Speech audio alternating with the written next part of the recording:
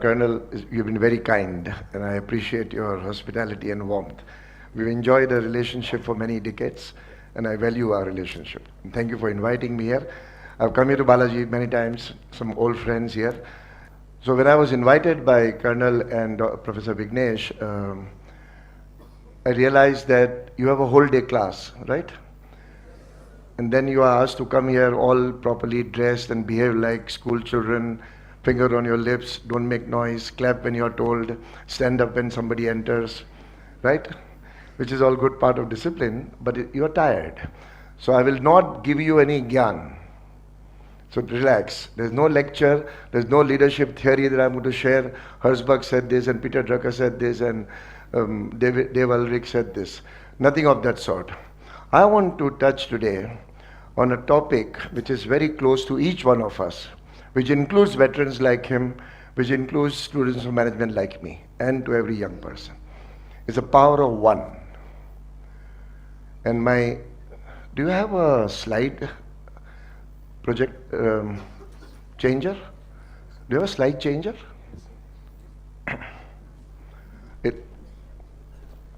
And the point I'm going to suggest, don't worry, I'll manage. I'll walk, that'll give me a chance to walk also. Is that each one of us has some power inside which I would like you to recognize, not theoretically. And I work on two principles.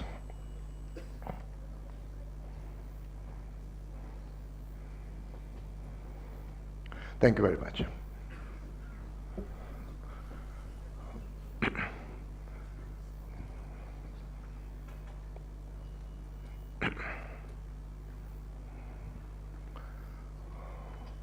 And I work on two basic principles. That one individual can make a difference, provided that person wants to make a difference. So in this session, all I want you to do is when you listen to whatever you see or listen, ask yourself one question repeatedly. Am I doing this? That's all. That's the learning. This is a learning about yourself. This is an introspection time. There's no lecture, there's no theory. Keep asking yourself, am I doing this? And you'll pick up messages as we go along learning together. And we'll have time.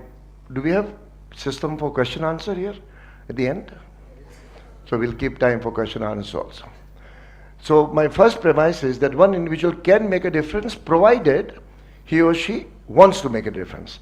And the second premise is that it doesn't matter what formal authorities or how many stars you have here. I'm not suggesting indiscipline, but there is something that you can do because our mind sometimes holds us back. It tells us, you can't do this. It's impossible to do it. Or why should you do it? Somebody else's job. Don't try, you might fail. And as a result of all this small talk that goes around in our mind, we stop doing something to play safe. So the first premise, an individual can make a difference if he or she wants to. And the second premise, irrespective of the authority that he or she has. Now let us watch this together.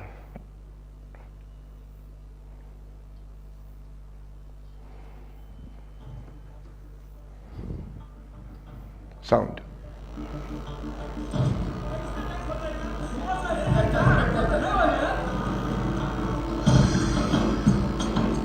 Sir आपके लिए उस पार car का इंतजार किया है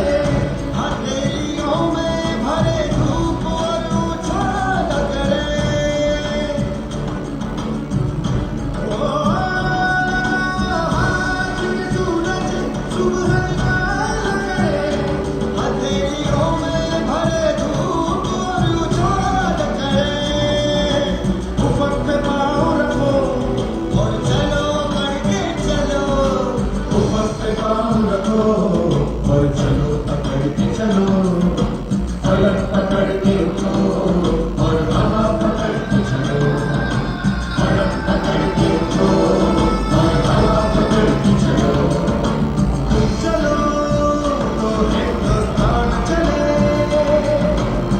चलो तो हिंदुस्तान चले, हिंदुस्तान चले।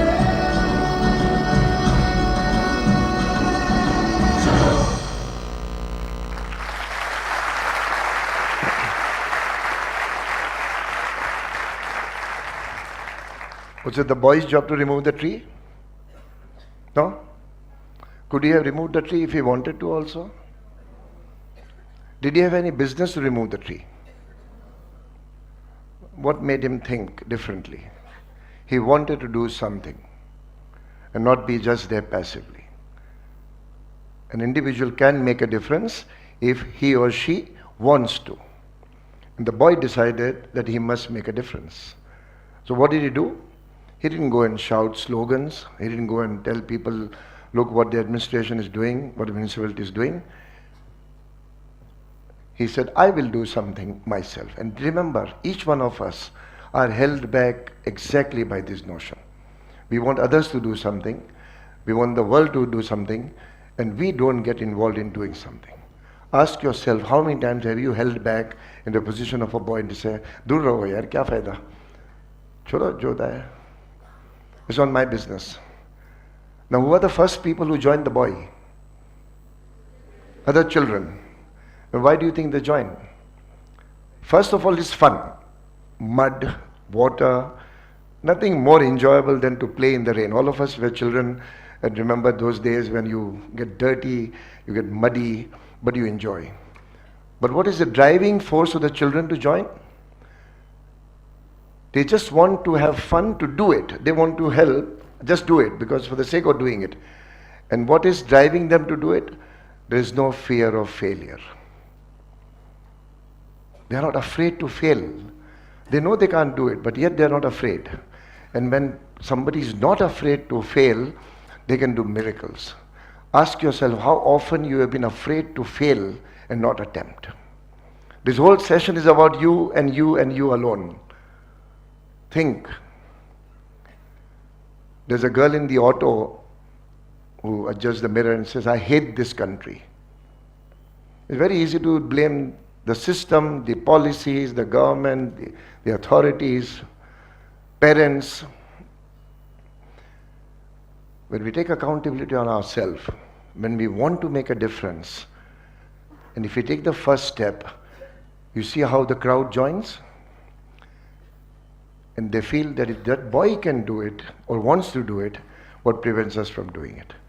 At the end of the day, they remove the tree and the road is cleared. Do you get the message? Do you get the message? Message is clear that if you want to make a difference, first decide do you want to make a difference or not. Then don't think, but I am not formal authority to do it or I have no power to do it. I'm not saying that go and break rules. Please, that don't misunderstand that I'll do anything I want, break all the rules. But at the same time, have the courage inside your mind that I can make a difference if I want to. At the end, when everything is over, what does the boy do?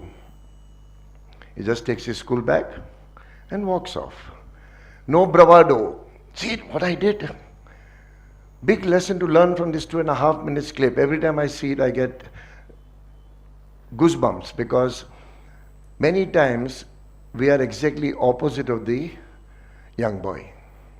We hold ourselves back. Do you agree or not? Think of the time when you have held yourself back to say, not my business. I can't do it. Why should I do it? Let it be. And you have stopped yourself from doing something and achieving something. But at the same time, to do this, you must believe in yourself. You must have sufficient confidence that I'm capable of doing something. And that confidence is what, as newcomer to the Management Institute, especially you are privileged to join an institute like Balaji Institute. And I'm not saying because I know the people here and I'm very fond of them. Your track record, last year, 840 students placed out of 900, and then 60 got placed within 2 weeks. So give yourself a clap of that.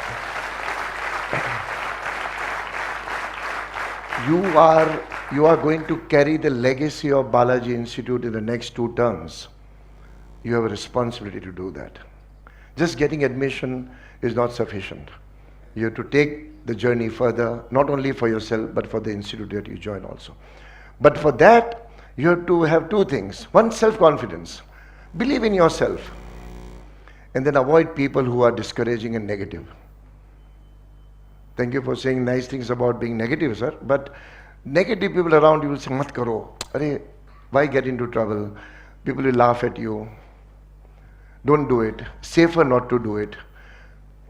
And as a result of that, when you surround yourself with people who are skeptics, you never achieve your full potential.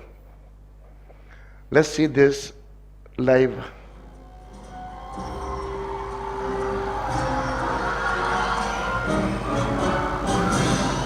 Hi, what's your name, darling? My name is Susan Boyle. Okay, Susan, where are you from? I am from Blackburn near Bathgate, West Lothian. It's a big town. It's a sort of collection of villages. That's a fact, is it? And how old are you, Susan? I am 47. And that's just one side of me.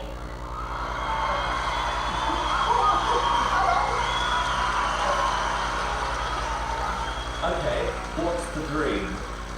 I'm trying to be a professional singer. And why hasn't it worked out so far, Susan? I haven't been given the chance before, but here's hoping it will change.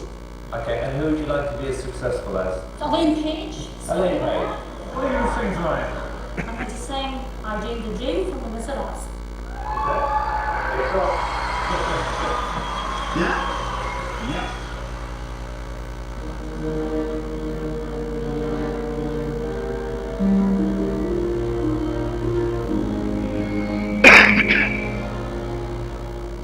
I dreamed a dream in time gone by.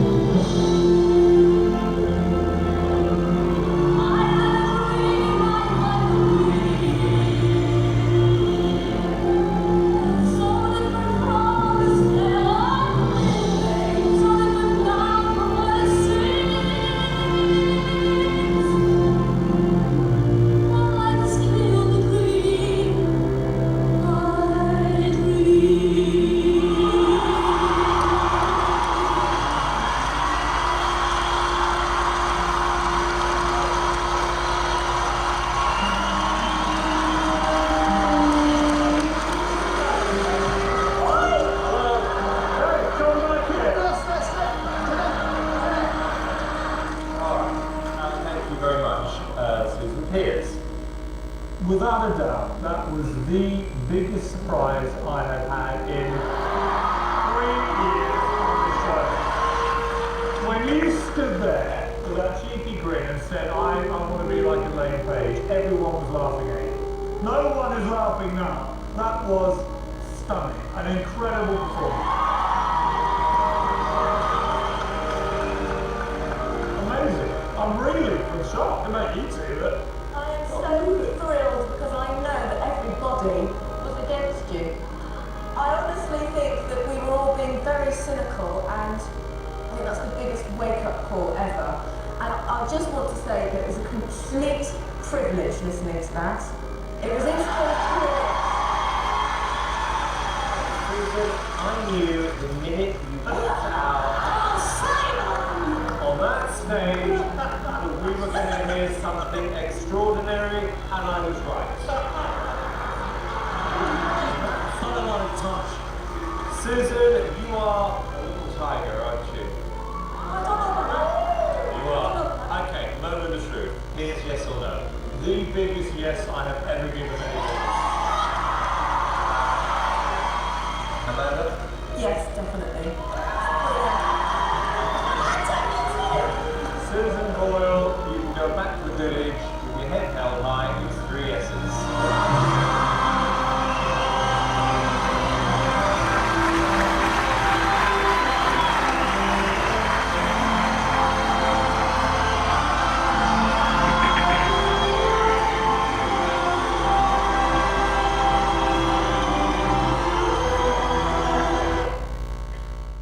So when she walked on the stage, people are looking upwards, right? Raising eyebrows. What is she doing here? This show is for young talent. And what is she doing? How old was she? And what is she doing here? The audience, the girl in blue, looks at heavens and says, oh God, what is she doing? Even the judges. But what changes their mind? The first note that she sings, people do like this. What's the message for people like you and me? If you have competence, it'll show. Don't hold back competence. She had competence, and she was not afraid to go on a stage when she was not expected to be there. Because she had competence, because she was good in her skill, she took that opportunity without being skeptical. People must have told her, so many people must have told her, don't go there, this is all young people, what are you going to do there? You'll make a laughing stock of yourself. She didn't listen. How many times have you not taken an opportunity because some so-called friends have told you, don't try. Suppose you fail, people will laugh at you. Sometime in a fresh batch, if you do an assignment work, one of them have to make a presentation, right? No, you make a presentation, you make a presentation. Why? Because if I make a presentation, suppose people laugh, we hold back ourselves. I'm not saying that go forward blindly, but develop skill, develop competence to be eligible to go forward, like she did. And when you have that skill and competence, develop a confidence that I can do it, and I'm not afraid to step out and be seen. Are we together? Yes, are you relating sometime how we hold back ourselves? Oh, this is my, she didn't mention that I'm a serious wildlife photographer. So one of my ways of doing it. After every topic, we will take a break through these pictures. So we talked about self, inside us. That's not enough. You got to make sure that there is a leadership inside each one of you. And don't consider leadership with titles. Don't confuse them with titles. Anybody is a leader, especially in an institute like this. You have potential leaders and currently also leaders. And that's where you got to understand the power of the team. At a time when we used to hire people, we used to look for individual brilliance. Grades mattered, marks mattered, but we're looking for individually brilliant people.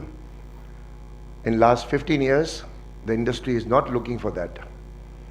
Industry looking for good knowledge as a given, that if you come from XYZ background with XYZ subjects and grades, you possibly know your subjects. They want to test how good are you in collaborating with others and how good are you a leader. And that's the quality you'll have to imbibe now.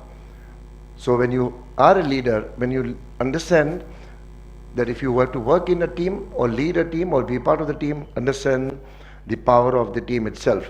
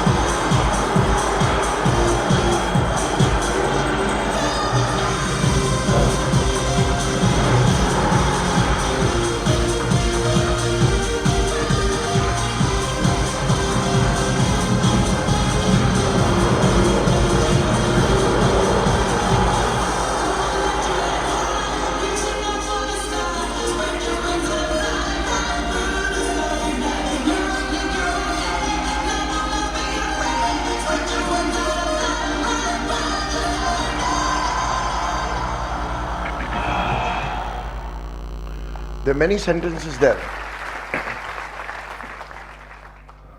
Anybody can say which sentence appealed to them most? There's no I in the team. It's a good one.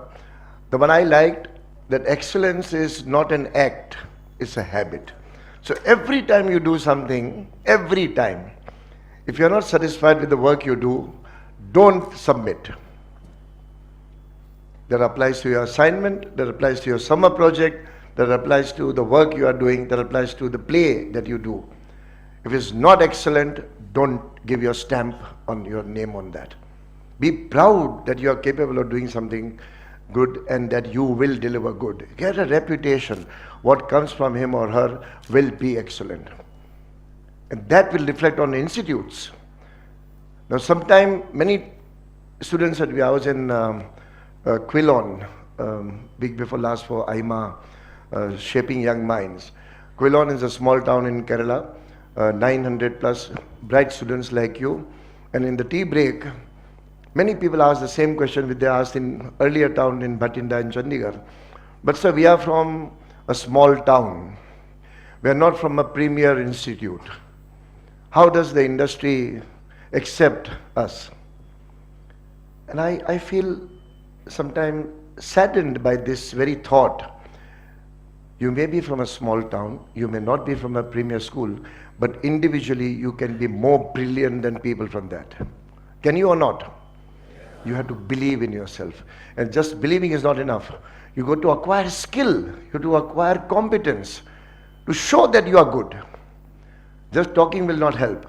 Show that you are good.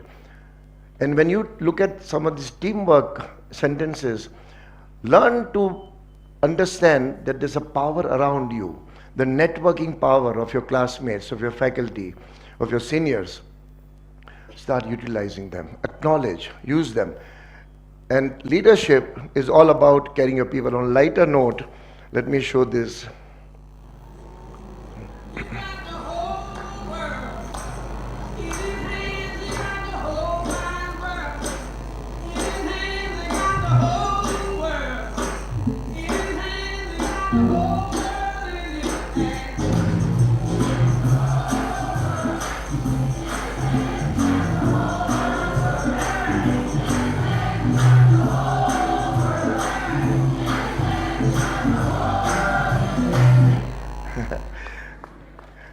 Carrying your people.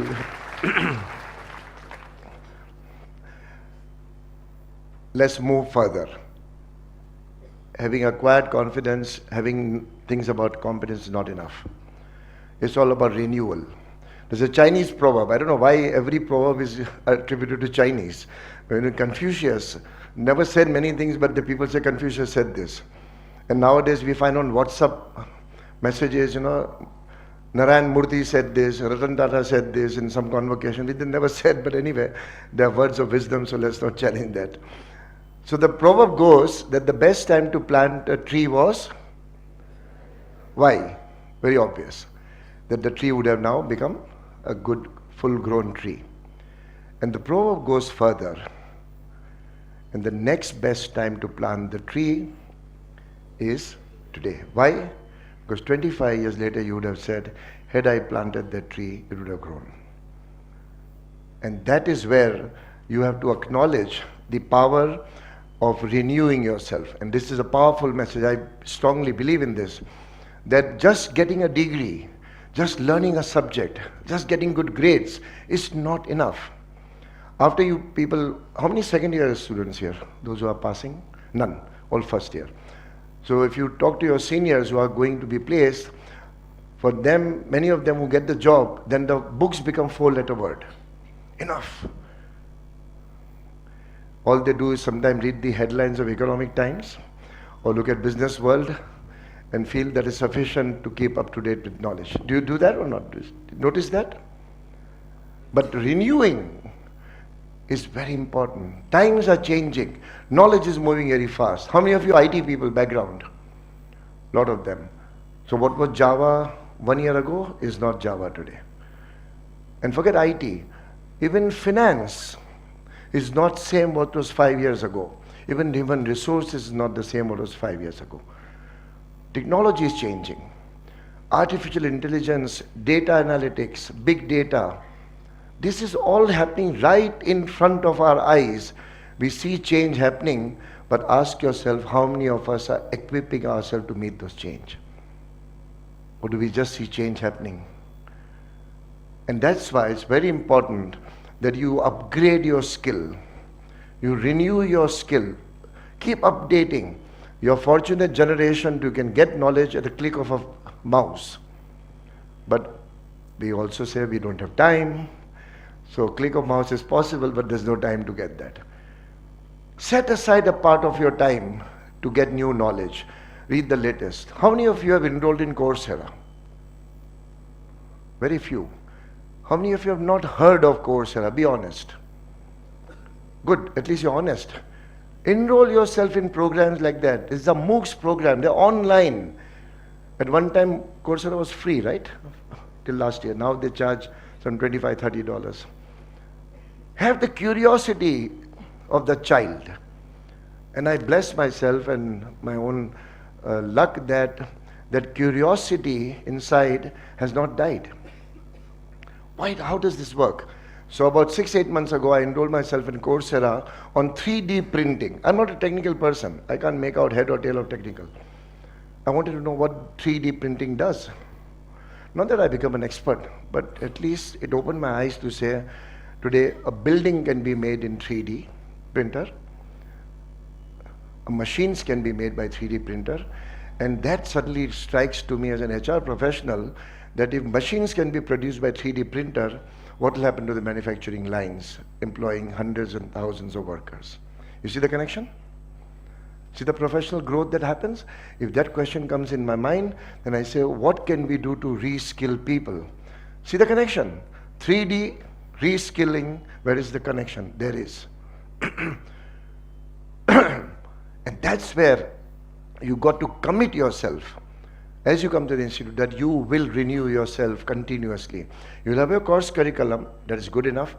Over and above that, if you get an opportunity to renew yourself by doing something, a project, reading, a presentation, I'm sure institute will provide enough opportunity for people who take enterprise. And that's very important. The new knowledge that is coming in must be absorbed, must be assimilated. Let me share last line. I had a mentor, a Dutch woman, and when she was mentoring me, one day I asked her, I said, cut out all the fluff. Give me in a short sentence some Guru Gyan, which I can remember forever. And she told me this word, learn to learn. Frankly, I didn't understand much. What is learn to learn? Can anybody explain briefly what does learn to learn mean? So let me explain. She explained it very nicely. He said, you must have the ability to learn new things, not learn new things. You must have an ability to learn new things. So let me ask you, all of you know cycling? Remember the first time when you learned cycling, how you learned? All of us remember? Somebody held a friend or a father or a brother or a sister, somebody held on to the seat of the cycle and ran behind you, and you pedaled, and suddenly that person let go. What was the first reaction? Don't let go, I'll fall down. And then within few minutes or seconds, when you start keeping balanced, wobbly hands, you realize that you are moving. You cannot stop wondering how that 1 inch of rubber in the front wheel and 1 inch of rubber in the rear wheel can hold the weight and move. You discover the joy of learning that moment, don't you? Remember swimming, when you're learning how to swim? How much of water we got? Somebody puts your head down. How can anybody swim? I can't keep my head above water. And then when you learn how to swim or cycle, you've enjoyed the thrill of learning how to do something. Am I right? And what do we do next? Once you get addicted to the joy of learning, then we want to enjoy it again because we enjoyed it. And we want to experience it again. So what do we do after we learn cycling? Then we start losing hands. Leave your hands and ride without holding the handle. Why? Because it's a new experiment. It's a new way to learn. Then some people do this kenchi, they go on the side. Huh? You notice that? Why? They know how to cycle, they can just cycle, but they want to experience the thrill of learning something new. This lady gave me an example, actually a task. She told me that every 3.5 years, maximum, 3 to 3.5 years, learn something new. Not about your subject, because if you don't learn about your subject, you'll become obsolete anyway. So keep your subject learning as an ongoing. Like all doctors and lawyers will have to learn continuously, right? So professionals like you and me. But she added something that every 3.5 years, learn something that you don't know anything about. Anything. Exactly 3 years and 3 months ago, I love chocolates. I'm very fond of chocolates. But I joined the class how to make chocolates. So I went for formal class. The lady who was teaching was most amused to see a man in a kitchen. It's all stereotype. But I learned. Chocolate making is not easy. There's something called tempering. You put compounds together, you get a special tool called spatula to beat it, temper it. The temperature, the timing, the moisture, all put together requires a tremendous amount of concentration. But the fun is, I was doing something I did not know anything about. And the bigger fun was, I learned how to make good chocolates. And what's the proof? Some of my friends would actually ask me, are you sure you made it? There was enough proof to say it must be good. There's a particular friend who lives in Bangalore. She never believed I made it. So I made a lot for her. Behind every chocolate, I initialed her, scratched her initials, and then wrapped it nicely. And when I gave it to her, I said, if I had bought it from outside, your initials would not be there. The pride is not making chocolates. The pride is I'm capable of learning. So when I did my PhD, I was 58. Didn't give up, only for one reason. Because in hindsight, it was a stupid decision. A full-time job in heading HR in IBM, 53,000 employees, running around between US and India for every 2.5, 3 weeks, and then going and doing research, 4.5 years. The fact is her words still ring in my ears. Learn to learn. Don't lose the thrill of the day you learn cycling or swimming, the experience of learning. But it requires patience, requires perseverance, like we saw in the previous. And that joy of learning will keep you alive as a professional. If you don't have the urge to learn, you'll become professionally obsolete. Be afraid of only one thing, professional obsolescence. Because knowledge will change in front of us so rapidly, and if you're not up to date with things changing around us, you will be obsolete. And that's certain. There's no doubt that you will become obsolete if you're not reading up to date. So learning to learn. Now part of that commitment to her, guess what? I have bought myself a saxophone. I don't know how to play anything. I take the saxophone out, it makes very funny sounds. Or one day I will play. I know. I'll learn, and not like Kenny G, but one day I'll play. And maybe, sir, if you have a program here, I'll bring my saxophone next time, if I'm playing. I'm just joking.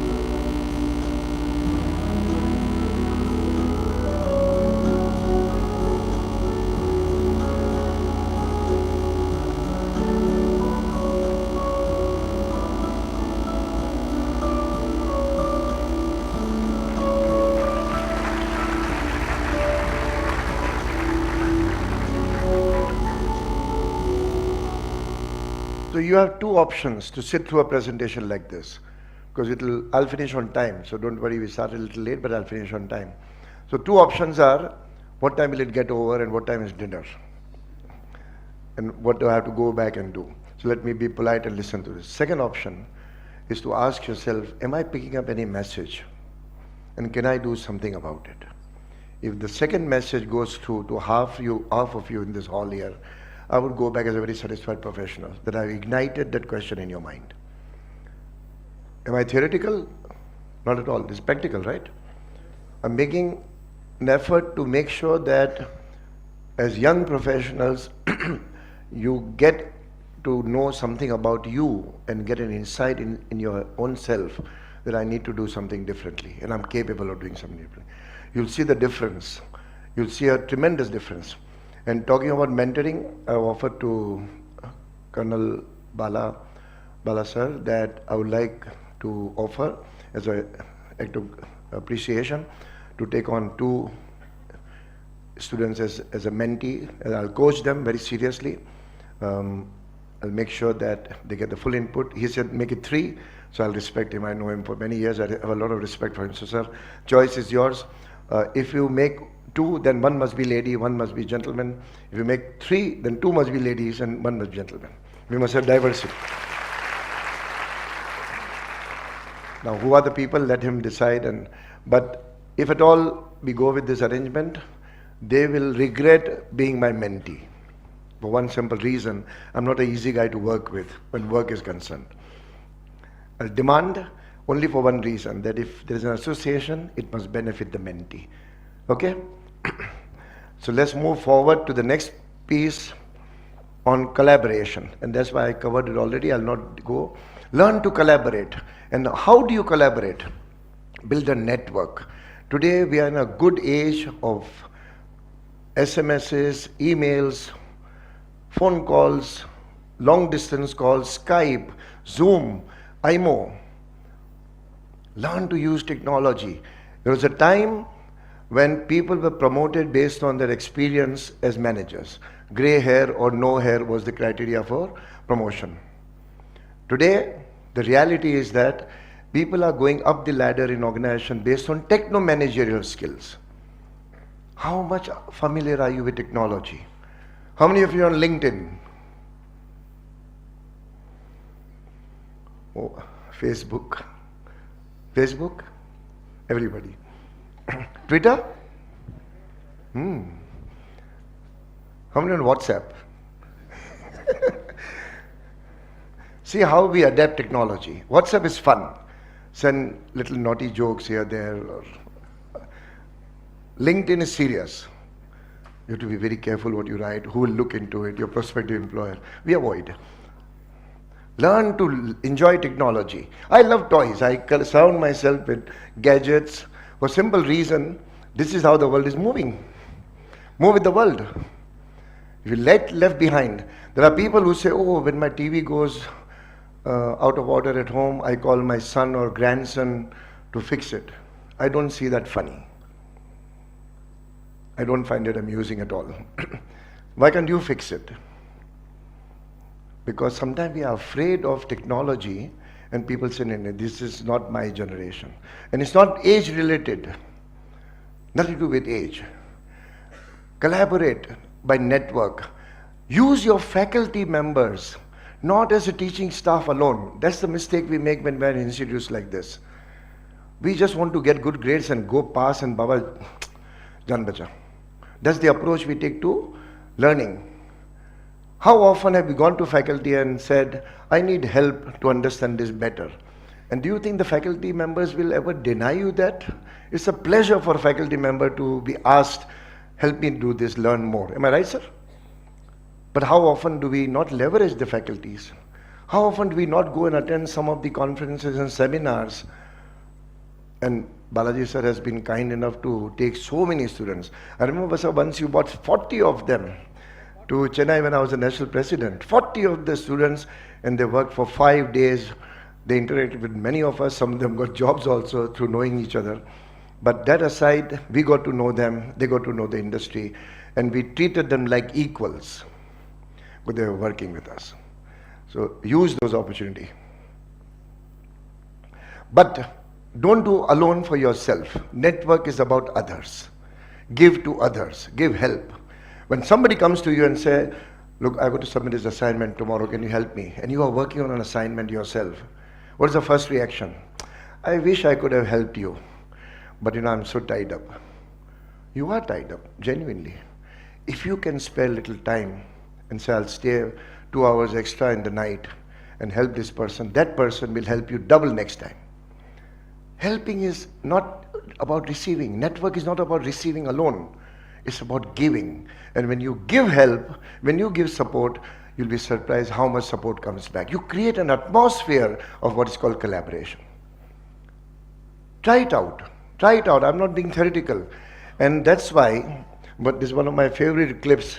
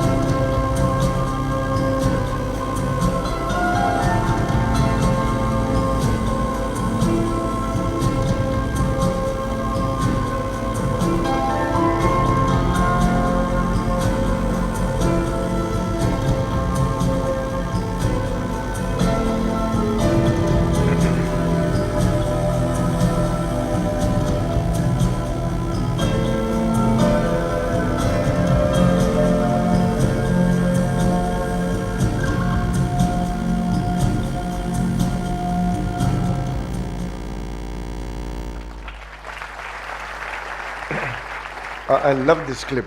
It's so powerful that when you give opportunity to people, there's one line which says that, what's the joy of being an eagle if you can't fly very high?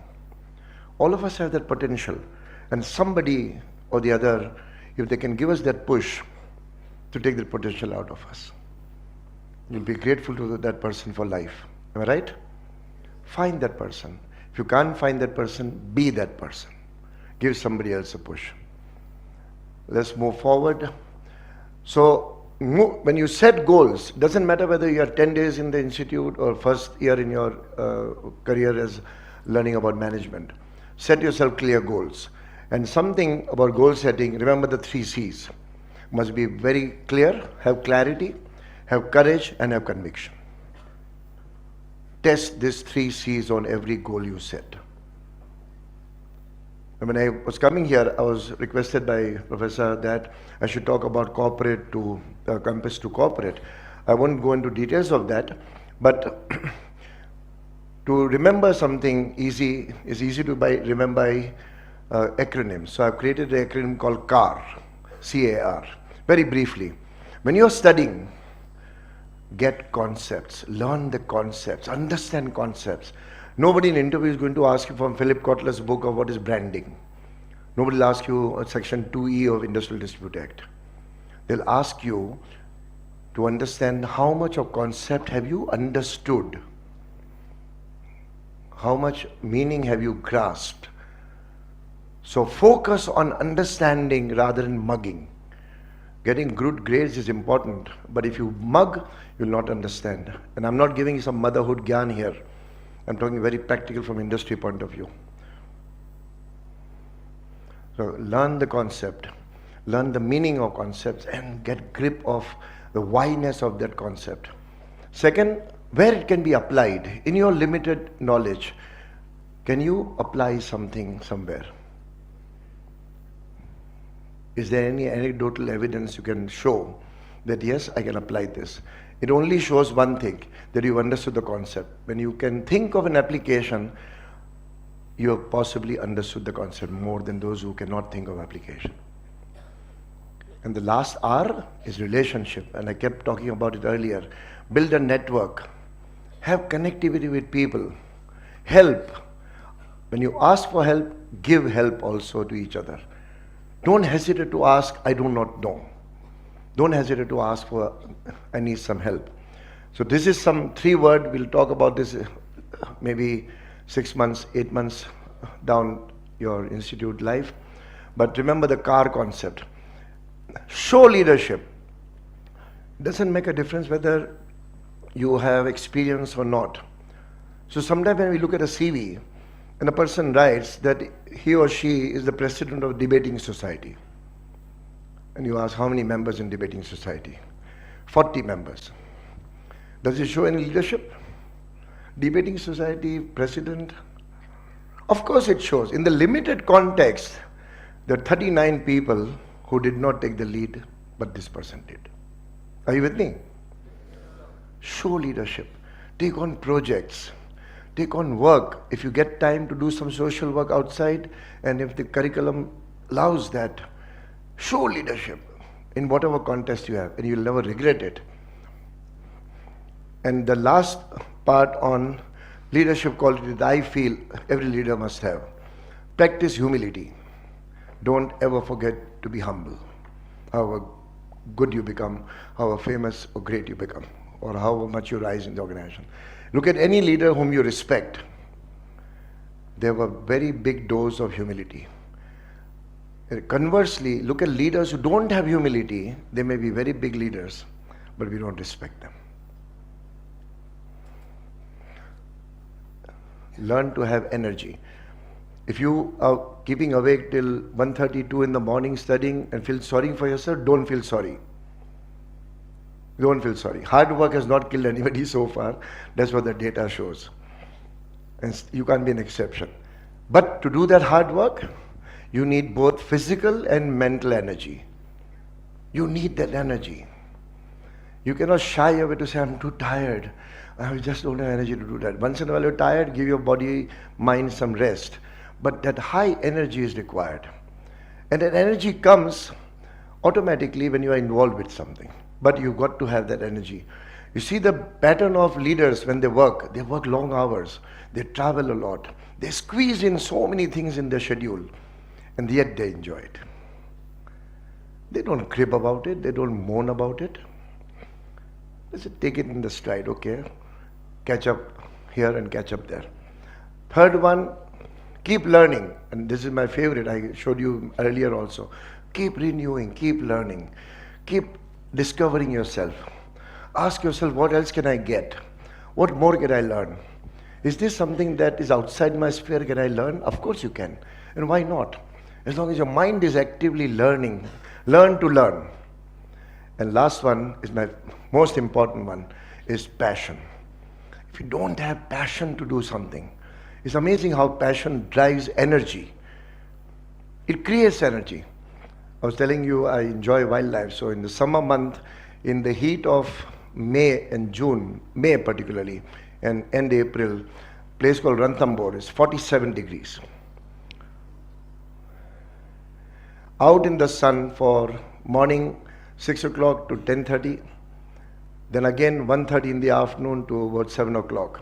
And then on the Buddha Purnima day, I volunteer to go and sit on a machan, 15, 16 feet away from the ground on a tree in the heat of 45 degrees. Maybe something wrong here, I admit, but it is passion that drives me. I see that in myself because I'm interested in wildlife, interested in photographing wildlife. I don't see the heat. I come back, as it is, I'm dark skinned, but I come back doubly dark, burnt. It hurts. But I go back again. What drives me? It's passion. When I take good photographs, I don't go and put them on Facebook and show them. Some good friends who appreciate the family. It's the inside passion. I enjoy that. I took the liberty of sharing some of the photographs with you today because I was just going through the presentation. I said, sometimes share the joy that I feel. You may not relate so much with tigers, but I do. But passion. And when you have a combination of all this, that's where your leadership is sharing. And all the 4 qualities you can develop now, whether you are in first week of institute or first month of institute. This is your foundation stone to develop these qualities.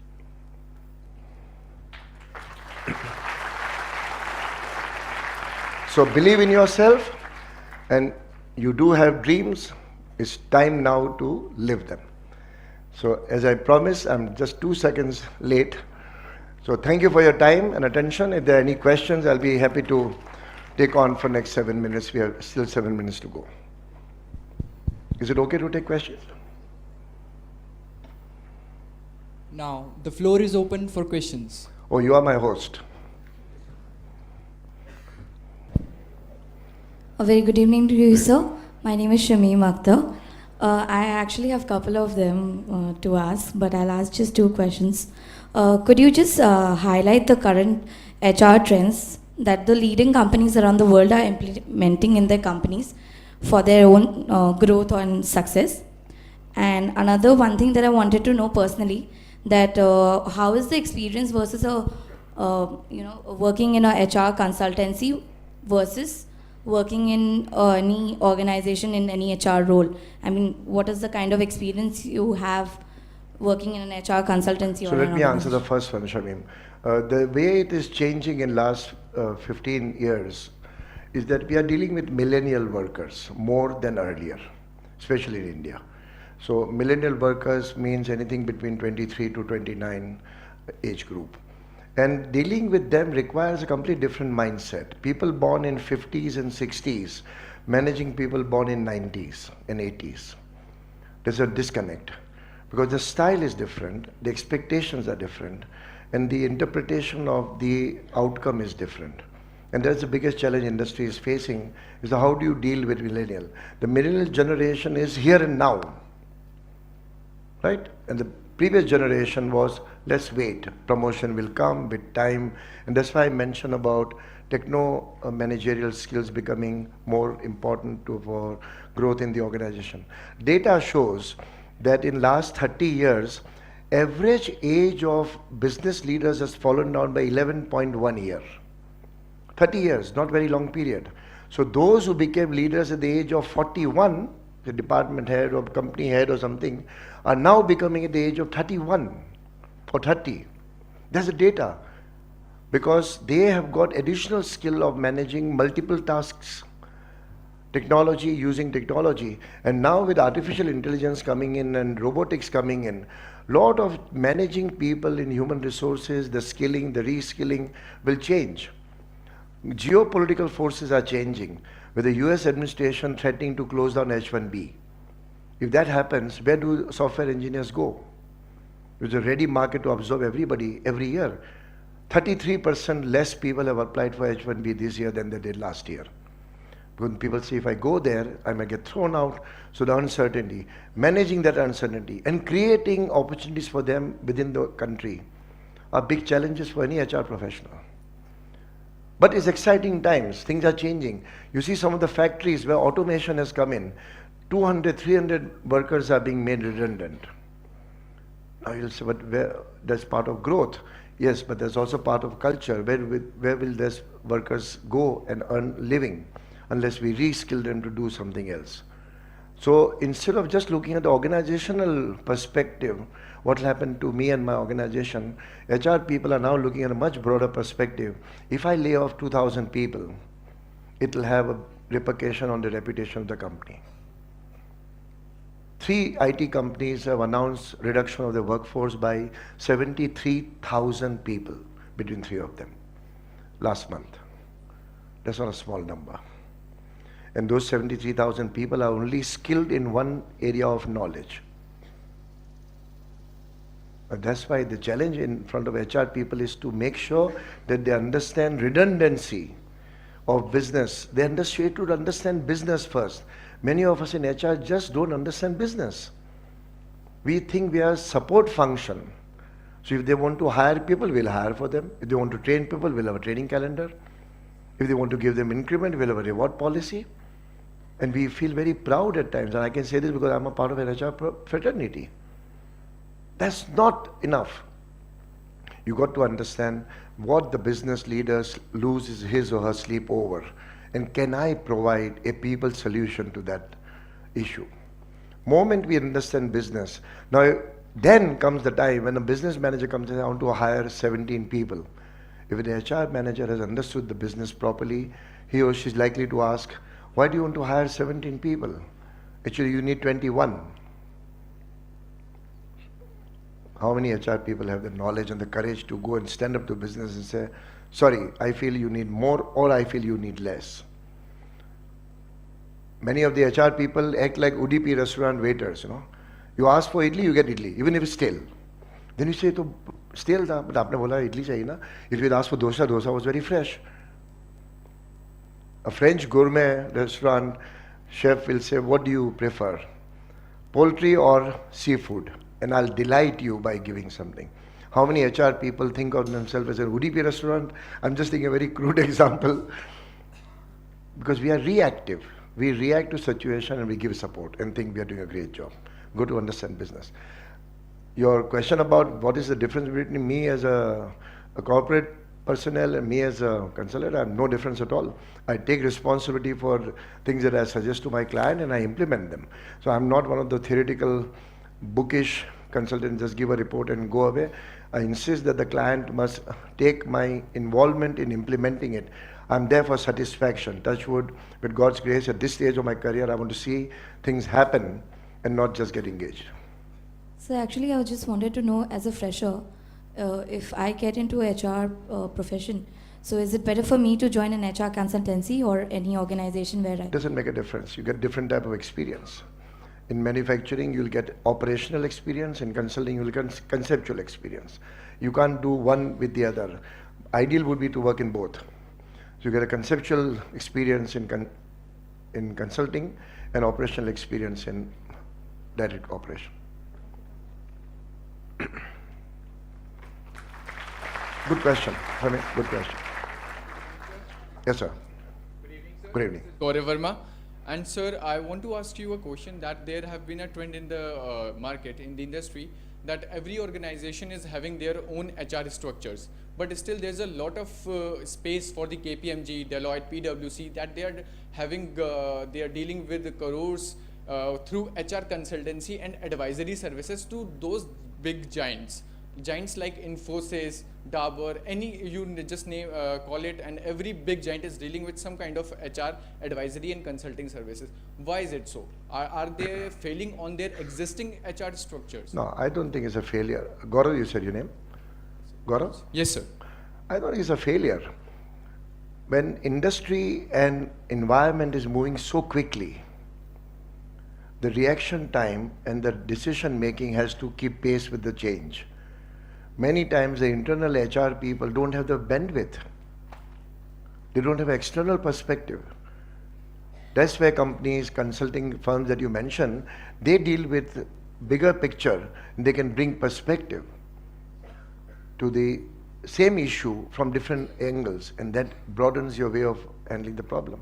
Nothing wrong. Knowledge should be obtained from any source available.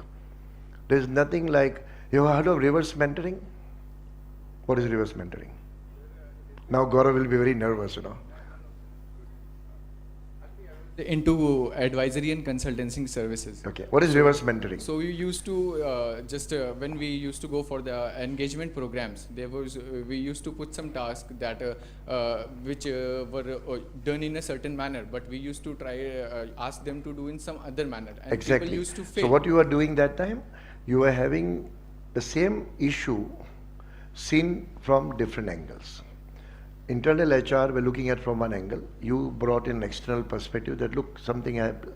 That's what we call benchmarking. And that's why consultants like you were experts, that they knew what is happening, and you do benchmarking and say others are doing like this. There's also expertise. So if you go to Watson Wyatt and for designing an incentive plan, they're experts on incentive plan. That's it. If you go to Hay for job evaluation, nobody does better job evaluation than Hay does. They invented Hay evaluation method. There's no sense in inventing something half-baked inside because you are an HR department. HR department's job is to facilitate business solution. Simple. Whether they do it or get it done by somebody else. Now the costs, etc. will have to be worked out, but knowledge must be obtained from any source. And that's why networking also works very well. So HR people are, I call them mafia, because among themselves they're very well connected. And National HRE Network, I used to have the privilege of being the president. We all knew each other very well. Just pick up a phone to Santrup Mishra or to Satish Pradhan or to anybody and say, how are you doing this? And nobody denied. None of us denied each other expertise, whatever little we knew. So it is a combination of all the things. At the end result must be best decision for the business. Okay? So let me answer what reverse mentoring is. Reverse mentoring is when a senior person gets a very junior person to mentor him or her. Ulta. In Hindustan Lever, we use this very effectively. So Gurdeep Singh was the head of manufacturing and later became head of HR, had a reverse mentoring in a young Excel graduate with 7 years experience only, Leena Menon. And she would question him, why are you doing like this? And he said, because I am Gurdeep Singh. They're stupid. Now reverse mentoring works when the receiver is open to change by being challenged. Because the young generation doesn't look at the way Ghisa-Pita way we have done it. They challenge many things. Now if we can tell them, that's how it is done here. That's one. But you say, okay, what's your logic in saying this? Let me understand. The openness to understand the new generation language. Since I have 2 minutes, let me take one personal, let me take a personal example. It's okay if I share a personal example just to illustrate a point, not to for anything else. Our daughter was studying in Australia and she was out for a long 3 months holiday. And one day she walks into my study and says, what are you doing, Popsy? So I was working on a presentation in IBM. And what is it about? What is the presentation on? I said, this is the new approach we are taking to self-development of career. You can actually navigate, self-navigate your career. So how does it work? So I briefly explained to her what my thinking is. I said, why are you making a presentation? So I said, because I have to take this message down to that time we have got 49,000 odd employees. And she said, how boring. I said, why do you think it's boring? He said, who do you think pays attention to all this junk? I said, it's not junk, it's good material. It's good concept. He said, oh, they listen because they're captive audience. You are executive director with stars shining and all that. They have to listen to you, so they listen. But they're not interested. I'm not talking about father-daughter conversation. I'm talking about Gen Y conversation. This is a millennial conversation. So I told her, I said, I don't agree with you. But as she was leaving, I said, if you're so smart, tell me how would you do it differently? So she said that you are interested in wildlife. So what I do, I take a lot of podcasts and download into your iPod. It is your choice which one to watch, which one not to watch, which one to repeat. The word is choice. The recipient gets a choice of communication. In your presentation, they have to listen to you, whether they like it or not. So podcast. Now, I was going to Bangalore next day and then flying out to the US in the evening. So I called my communication people. I said, what is this podcast? How does it work? He said, very simple, sir. You speak into the mic. We converted my sound into WM4 file or something. And you put it on a URL. People click and they can hear. I said, okay, why not try? So I went to my general manager. I said, why don't we have a live interview with the communication girl, record it and put it and try this out. He was also nervous. I was a little nervous, but willing to experiment. So we went on a 17 minutes recording. Set question. We were answering very well. That communication girl was equally smart, young generation like you. In between, she added one more question. Unplanned. She said, everything is going so well, how come we still have attrition in IBM? Why do people leave IBM? I was not prepared for that, so I hummed and hawed for a few seconds, caught up my thoughts, gave the answer, and she recorded all that. When I was leaving, she made me hear that whole recording and said, do you want me to change something? I said, hey, take it. 17 minutes to 17 minutes, let it go. Guess what happened? That URL went to IBM world site, and in 5 days, we had something like 35,000 hits.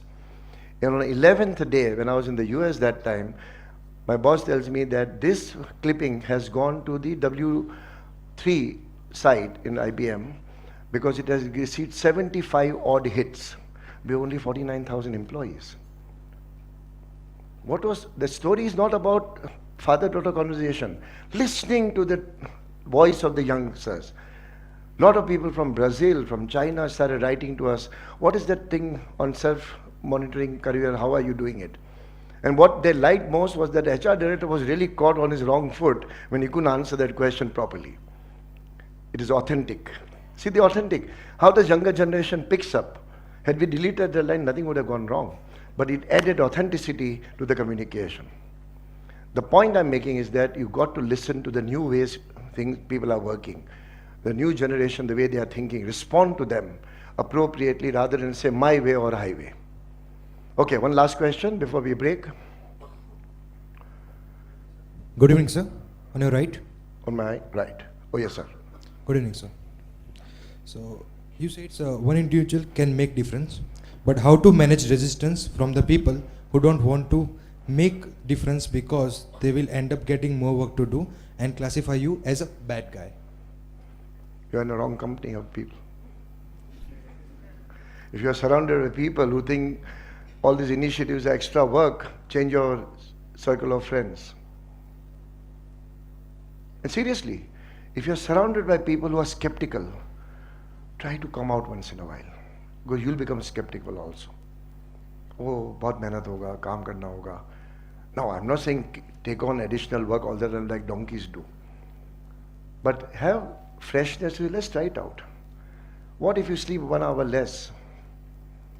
What if you don't go for a movie on a Sunday and work on that project? Provided you enjoy it, not force yourself to do it. Resistance is part of life. Gandhiji went to Dandi March, you think people willingly joined him? But he went. He had conviction, he can make a difference.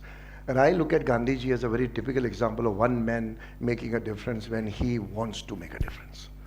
He believed in himself and he communicated his intent very clearly. So if people around you are saying that let's not do it because it's extra work, they may be right, they may be overburdened. I'm not disrespecting them. But if you want to do it, don't get bogged down by that. Be yourself individual. Now if they laugh at you, they are stupid, we could have gone to watch a movie or watch India-Pakistan match. Incidentally, who's playing on Sunday? Huh? Not. Do all that, but at the same time, keep your identity intact. If you want to do something, go ahead and do it. You're young, you'll make a difference in future. So Thank you, Colonel, sir. Thank you very much. Sir, thank you for inviting me. Thank you, sir. Thank you very much. And thank you so much. Bye. Over to you.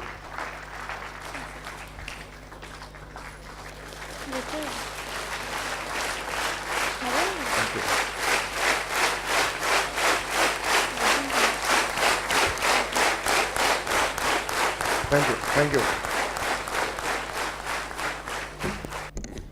Thank you, sir.